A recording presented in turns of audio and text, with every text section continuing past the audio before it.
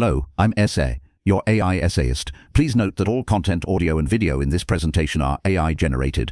As AI can sometimes produce inaccuracies, I encourage you to verify any factual information presented. With that in mind, let's begin. Olaus Magnus, a figure of the 16th century, stands as a compelling example of a scholar grappling with the vastness of knowledge and the intricacies of its preservation. His magnum opus, the Historia de Gentibus Septentrionalibus or History of the Northern Peoples published by the 555, presents a rich tapestry of the Scandinavian world, meticulously woven with observations, anecdotes, and illustrations. Consider, for instance, the detailed depiction of the marmotor a creature resembling a large, burrowing rodent inhabiting the northern reaches. Magnus describes its hibernation habits, its role in the ecosystem, and the ways in which it was hunted and utilized by the indigenous populations. The accompanying wicket, a visual representation of the text, provides a tangible image, a window into a world largely unknown to the European audience for which it was intended. This single example encapsulates the essence of Magnus's endeavor to illuminate the culture, geography, and natural history of the North for a broader audience. He intended to record a region that was, at the time, largely uncharted, both geographically and intellectually. The Historia wasn't designed for casual readership. It was crafted for European scholars, rulers,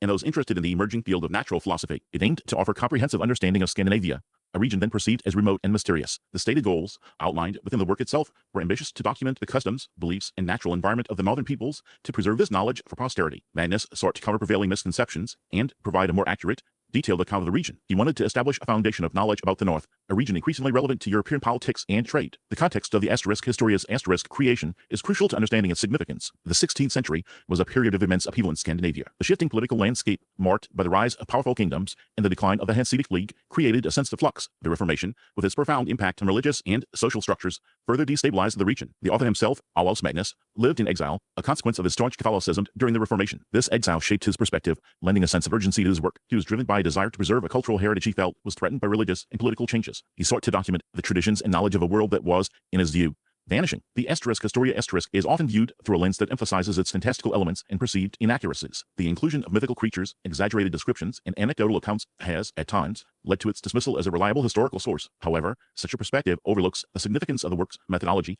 and its profound cultural context. Magnus's approach, his willingness to gather information from diverse sources, and his commitment to documenting a region facing rapid transformation are what truly define its value. The Historia represents a crucial effort to record and preserve a unique cultural landscape, a testament to the human desire to understand and document the world around us, even amidst profound societal shifts. The work's structure reflects Magnus's ambition. It's organized thematically, covering a wide range of subjects, from geography and natural history to customs, beliefs, and social practices. The use of detailed descriptions, coupled with numerous illustrations, aimed to provide a vivid and accessible account of the North. The extensive use of widgets, a relatively new technology at the time, was a deliberate choice. It was a method to communicate complex information visually, making the Historia more engaging and understandable for a broad audience. The illustrations were not merely decorative.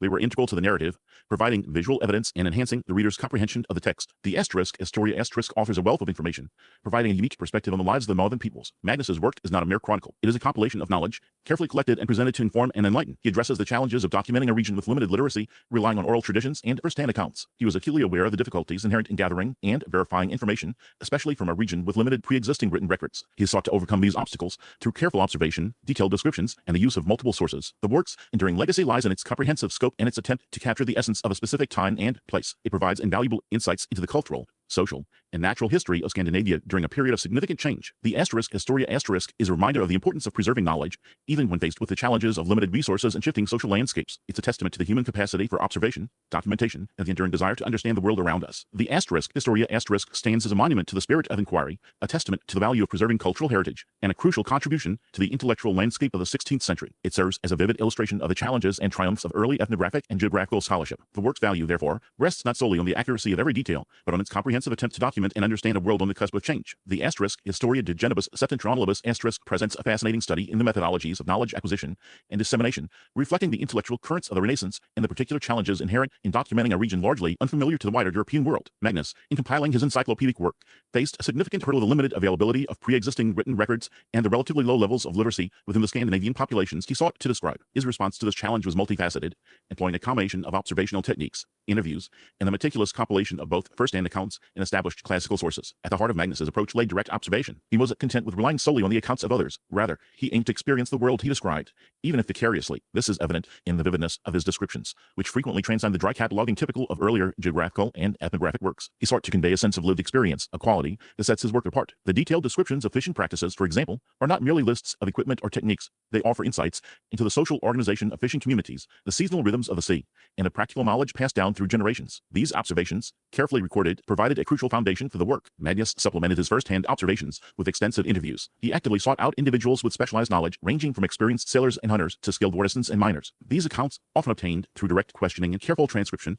provided him with information that would have been unavailable through other means. He was, in essence, a pioneer of early ethnographic research, recognizing the value of oral traditions and the experiential knowledge held by local populations. This emphasis on local expertise allowed him to gain insights into aspects of Scandinavian life that were, at the time, largely unknown to the rest of Europe. Simultaneously, Magnus drew heavily upon the writings of classical authors and contemporary scholars. He integrated their knowledge and perspectives into his work, using them to provide context, establish historical precedents, and offer comparative analysis. This reliance on established authorities, a hallmark of Renaissance scholarship, served to lend credibility to his work and place it within the broader intellectual framework of the time. However, Magnus was discerning in his use of these sources. He didn't simply reproduce the accounts of others.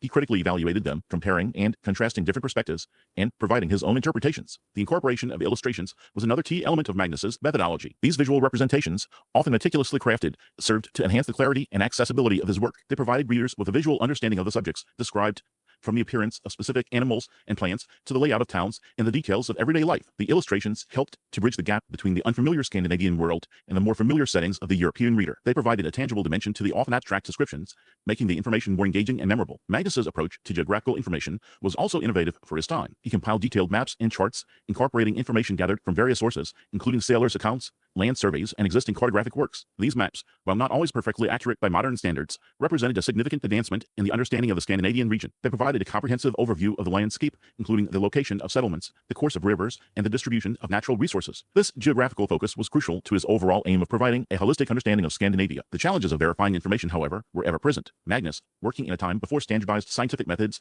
and reliable communication networks, faced difficulties in assessing the accuracy of the accounts he received. He had to rely on his own judgment, cross-referencing information from different sources, and assessing the credibility of his informants. This process, while imperfect, reflects a commitment to rigorous inquiry. He was aware of the potential for bias, exaggeration, and misinformation, and he took steps to mitigate these risks. He often included multiple accounts of the same event or phenomenon, allowing readers to make their own judgments about the reliability of the information presented. Comparing Magnus's methods to those of his contemporaries reveals both similarities and differences. Cartographers of the period, for instance, were also engaged in the process of gathering and representing geographical information, but their focus was primarily on mapping the physical world. Natural historians, on the other hand, were concerned with the classification and description of plants and animals, but they often relied on second-hand accounts and lacked the breadth of scope that characterized Magnus's work. Magnus's approach, encompassing both geographical and ethnographic elements, was relatively unique. It is a synthesis of different intellectual traditions, reflecting his ambition to create a comprehensive portrait of Scandinavia. He was, in a sense, a polymath, drawing upon a wide range of disciplines to achieve his goals. The inherent biases of his time, of course, influenced his work. Magnus, a product of his cultural and religious background, inevitably viewed Scandinavia through a particular lens. His descriptions of pagan beliefs and practices, for example, were often colored by his own Christian perspective. However, he generally attempted to present these beliefs and practices in a balanced and objective manner, providing detailed accounts of their rituals and customs. He frequently sought to explain the origins and meanings of these beliefs, even if he did not necessarily endorse them. This willingness to engage with different perspectives, even those that differed from his own, is a testament to his intellectual curiosity and his commitment to accurate representation. Furthermore, Magnus's work demonstrates an awareness of the limitations of his own knowledge. He frequently acknowledged the uncertainties and complexities of the subjects he was describing, and he was willing to admit when information was incomplete or contradictory. This humility, combined with his rigorous methodology, contributed to the enduring value of the asterisk. Historia asterisk is not merely a collection of facts, it is a record of a particular moment in time, a reflection of the intellectual and cultural landscape of the 16th century. It shows the meticulous efforts of gathering information, the challenges of representation, and the enduring human desire to understand the world. The asterisk Historia de Gentibus Septentrionalibus asterisk, beyond its geographical and historical scope, offers a rich tapestry of natural history, a domain where Olaus Magnus's keen observational skills and encyclopedic ambitions truly shine. His work engaged with the fundamental scientific problem of classifying and understanding the natural world, a task complicated by the limited scientific methodologies of his era,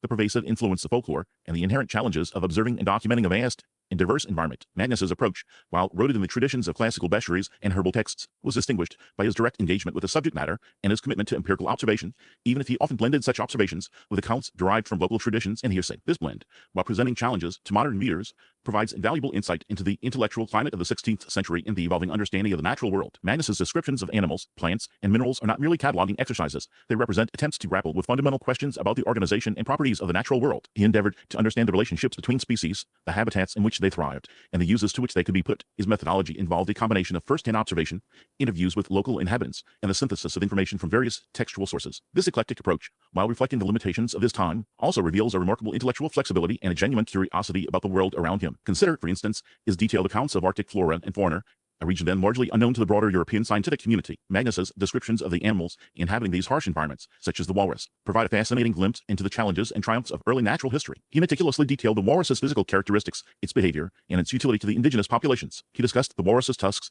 their use in crafting, and the animal's role in the local economy. He also recorded the walrus's interactions with other species, its migratory patterns, and its vulnerability to human hunting. These observations, though sometimes interwoven with elements of folklore, represent a significant contribution to the knowledge of Arctic wildlife. These detailed descriptions, rare for the period, provided valuable information for later naturalists and explorers. They offered a glimpse into a world previously veiled in mystery and myth. The Historia also contains vivid descriptions of various types of fish, reflecting Magnus's interest in the aquatic environment. His accounts of the different species, their habitats, and their behaviors demonstrate a keen awareness of the diversity of marine life. He described the fishing practices of the Scandinavian peoples, the methods they employed to catch different species, and the economic importance of fishing to their communities. He also included information on the uses of fish from food to the production of various goods. Here, too, the accounts are colored by both empirical observation and local beliefs, such as his famous description of the sea serpent. Even in the context of such legendary creatures, Magnus's meticulous approach still comes through. He often included multiple accounts, sometimes contradictory, and acknowledged the difficulty of verifying the existence of such creatures. Rather than dismissing them outright, he presented the available evidence, allowing readers to form their own conclusions. This approach, though not always scientifically rigorous by modern standards, reflects a commitment to comprehensive documentation and a recognition of the limitations of his own knowledge. Magnus's treatment of minerals further exemplifies his approach to natural history. He provided detailed information on locations of mines, the methods used to extract ore, and the properties of various minerals. He described the processes involved in refining metals,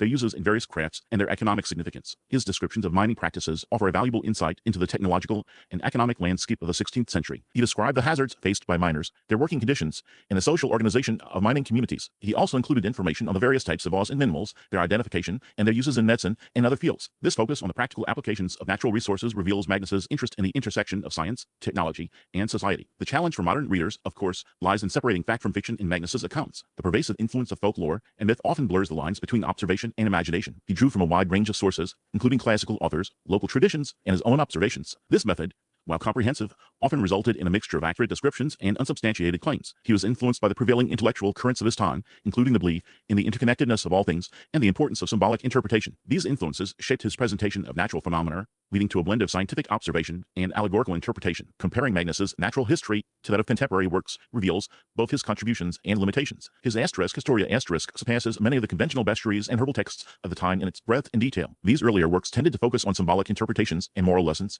with limited attention to empirical observation. Magnus, in contrast, sought to provide a more comprehensive and accurate account of the natural world, even if he was constrained by the limitations of his era. His work, however, also reveals the limitations of his scientific knowledge. He lacked access to the sophisticated methodologies and technologies that would later revolutionize the field of natural history. He was limited by the available sources of information, the difficulty of travel, and the prevailing intellectual climate. The enduring significance of Magnus's natural history lies in its comprehensive and multifaceted approach. It offers a remarkable window into the intellectual and cultural landscape of the 16th century. It reveals the efforts of one individual to grapple with the fundamental questions of natural history, to classify and understand the world around him. His work reflects the challenges and triumphs of early scientific inquiry, the interplay between observation and imagination, and the enduring human desire to understand the natural world. While his work was influenced by classical bestiaries and herbal texts, a direct person-to-person influence is not readily apparent. Instead, the influence was indirect, stemming from the shared intellectual traditions of the time. His work, however, directly influenced later writers and scholars interested in Scandinavian history and culture. His detailed descriptions of the natural world, combined with his accounts of local customs and beliefs, provided a rich source of information for subsequent generations of researchers and historians. His work, therefore, remains a valuable resource for understanding the history of science, the development of natural history, and the evolution of human knowledge. Having devoted considerable attention to the natural world, Olaus Magnus's Historia de Gentibus Septentrionalibus provided a comprehensive view of Scandinavian customs, beliefs, and social structures. It offered a window into the daily lives, traditions, and spiritual practices of the people of the North, presenting a rich tapestry of human experience. Magnus addressed the intellectual challenge of understanding the diversity of human cultures, seeking to document and interpret practices that often differed significantly from those prevalent in the Mediterranean world. His work, therefore, stands as a pioneering effort in the burgeoning field of ethnography, a detailed record of a region largely unknown to the rest of Europe. Magnus's approach involved meticulous observation, detailed description, and a willingness to engage with the unfamiliar. He saw value in documenting the unique characteristics of Scandinavian societies, even when these practices seemed strange or even barbaric to outsiders. His method included gathering information from a variety of sources, including personal observation, interviews with local informants, and the study of existing written materials. This multifaceted approach allowed him to create a remarkably detailed and nuanced portrait of Scandinavian life. The Historia offers vivid descriptions of Scandinavian feasts, festivals, and religious rituals. For instance, Magnus described the elaborate preparations for the midsummer celebrations, including the gathering of herbs and flowers, the lighting of bonfires, and the communal feasting that followed. He detailed the games and competitions, such as wrestling and archery, that were integral to these festivities, highlighting their social significance. He also provided accounts of religious practices, including the worship of Norse gods, the role of priests and shamans, and the beliefs surrounding the afterlife. He carefully documented the rituals associated with marriage, birth, and death, providing insights into the values and social structures of Scandinavian societies. One of the most striking aspects of Magnus's work is his detailed description of Viking traditions. He dedicated considerable space to the customs of seafaring, trade, and warfare, providing valuable insights into the lives of these legendary warriors and explorers. He described the construction of Viking ships, the techniques of navigation, and the organization of raiding expeditions. He also documented the role of women in Viking society, highlighting their involvement in trade, craft production, and even warfare. His accounts of Viking culture are particularly valuable as they provide a perspective that is both informed and sympathetic, avoiding the sensationalism or demonization that often characterized depictions of Vikings in other contemporary sources. Magnus's work, however, was not without its challenges. Interpreting cultural practices from a foreign perspective presented difficulties,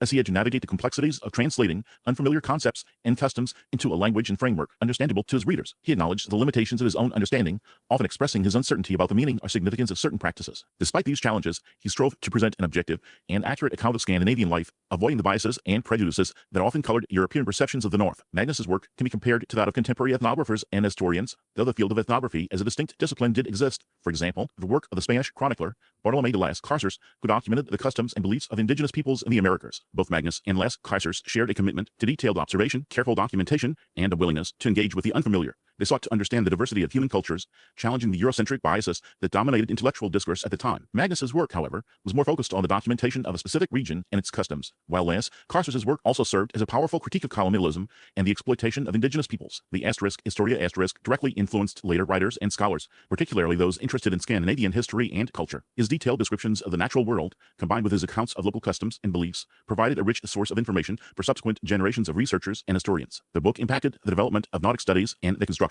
of national identities in Scandinavian countries. His work provided the foundation for understanding the history of science, the development of natural history, and the evolution of human knowledge. The impact of the Historia on the development of Nordic studies is particularly significant. His detailed accounts of Scandinavian history, mythology, and folklore provided a valuable resource for scholars seeking to understand the cultural heritage of the region. The book's descriptions of Viking traditions, Norse mythology, and local customs helped to shape the romanticized image of the North that became popular in the 19th century. The book helped to foster a sense of national pride and cultural identity in Scandinavian countries, contributing to the development of a distinct Nordic identity. Magnus's work also played a role in shaping European perceptions of Scandinavia. His detailed descriptions of the natural world and the customs of the people of the North provided a more nuanced and accurate picture of the region than had previously existed. His work helped to dispel some of the myths and misconceptions that had surrounded Scandinavia, paving the way for a more informed and sympathetic understanding of the region. The Historia offered a valuable counterpoint to the prevailing Eurocentric biases of the time. The enduring significance of Magnus's work lies in its pioneering approach to ethnography and its detailed documentation of Scandinavian culture. His work remains a valuable resource for scholars seeking to understand the history of the North. His meticulous observations,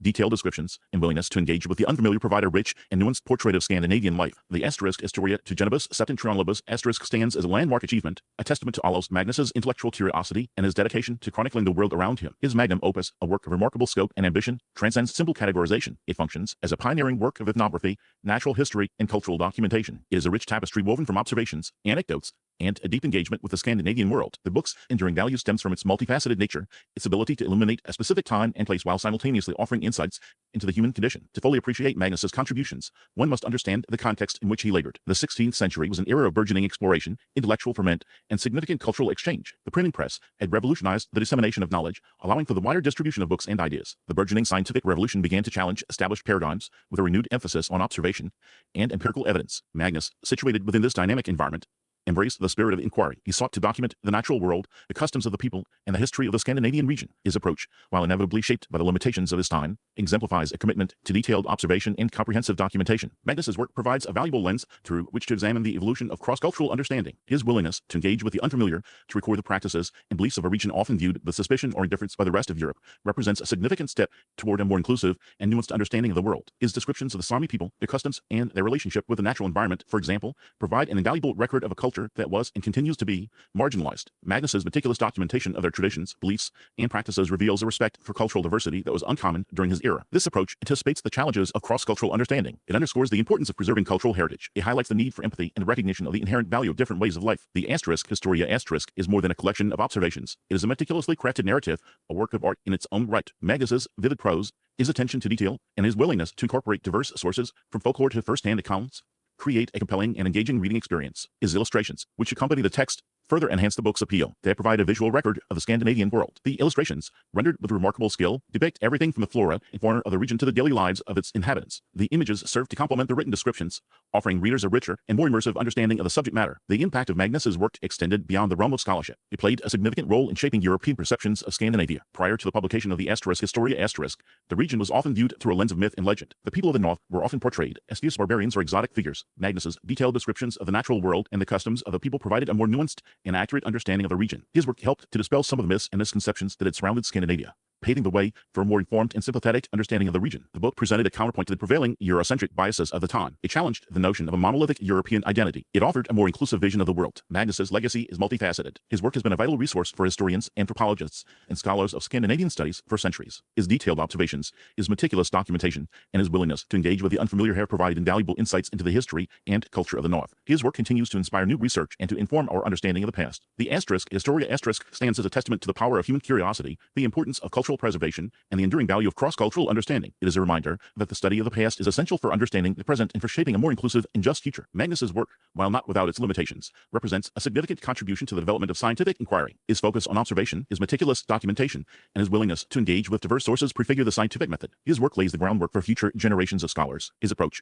which combined empirical observation with historical analysis, laid the groundwork for the development of the social sciences. The Historia is a valuable resource for understanding the history of scientific thought. It provides insights into the ways in which knowledge was produced and disseminated during the 16th century. The enduring impact of the Historia de Gentibus Septentrionalibus resides in its capacity to illuminate a specific time and place while offering insights into the human condition. It is a testament to the power of observation, the importance of cultural preservation, and the enduring value of cross-cultural understanding. It is a reminder that the study of the past is essential for understanding the present and for shaping a more inclusive and just future. The book's lasting influence on the fields of anthropology, history, and the study of the North is undeniable. Magnus's work continues to shape the modern understanding of the region. It challenges us to engage with the past. It encourages us to appreciate the diversity of human experience. His work offers a compelling vision of a world where cultural exchange and mutual understanding are valued. We really appreciate you tuning into this AI-powered presentation.